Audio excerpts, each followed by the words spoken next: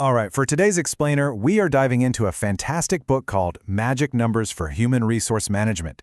Now, this is a must-read for any HR team that's tired of being seen as just a cost center and really wants to start proving its value with solid, hard data.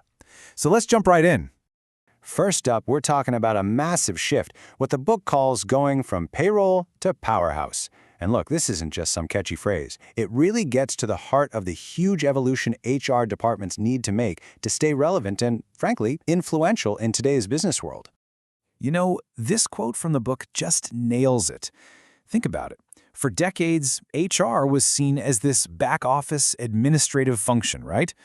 Just tinkering with paperwork and payroll. But now it's expected to provide real strategic direction for the entire company. That is a huge, huge leap. So, that big transformation leads us to the core question of the whole book. If HR is supposed to be a strategic partner, how does it actually prove its value? How do you show a clear, measurable link between what your team does and the company's bottom line? This is the fundamental challenge, making that move from being a cost center to a true value driver. Okay, so how do we even begin to measure all of this stuff? Well, the book gives us this brilliantly simple framework it calls the 3 lenses of HR. It's a way to organize all the dozens of possible metrics into just 3 core areas.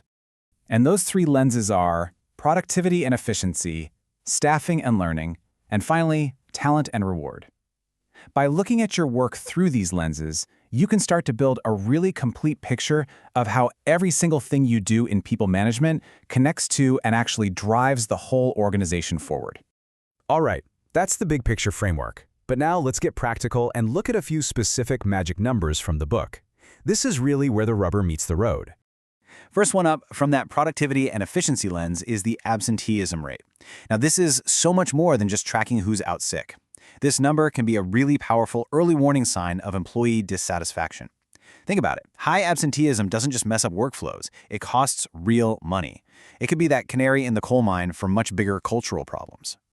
And you know what's great? The math for this can be super simple. You just take the number of working days lost and divide that by the total number of available workdays across your staff. And boom, you get a clean, clear percentage that you can track over time.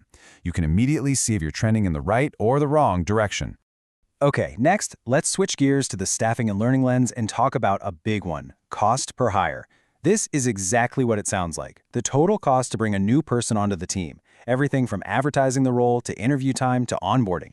Knowing this number is absolutely crucial for smart budgeting. It also helps you understand the real financial hit of employee turnover, which, by the way, is a great way to make the case for investing more in keeping the great people you already have. And for our third example, we'll look through the talent and reward lens at the voluntary turnover rate. This tracks when an employee decides to leave on their own. The key word there is voluntary. This isn't just about people leaving, it's about people choosing to leave, which forces you to ask that all-important question, why? So, we've seen a few examples of what you can measure. But honestly, the most important lesson in the book is really about how you use these numbers. This is where the real magic happens, way beyond just plugging things into a formula. The book poses this really critical question: is benchmarking an art or a science? And the answer it gives is that, well, it's kind of somewhere in the middle. Getting the numbers right, that's the science. But figuring out what they mean for your business and deciding what to do about them, yeah, that's the art. And that leads to this crucial point.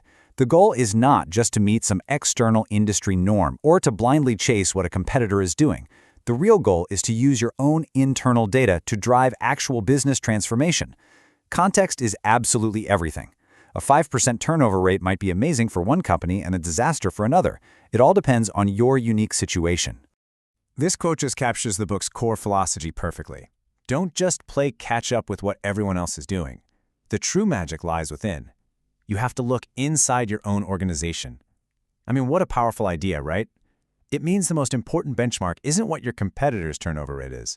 It's how you're improving on your own rate from last quarter. So we'll end this explainer with that final question for you to think about. Is your organization just playing catch-up, constantly looking over its shoulder at competitors? Or are you using your own data to build a unique internal advantage? Because the book makes it crystal clear that the magic isn't really in the numbers themselves. It's in how you use them to write your own unique success story.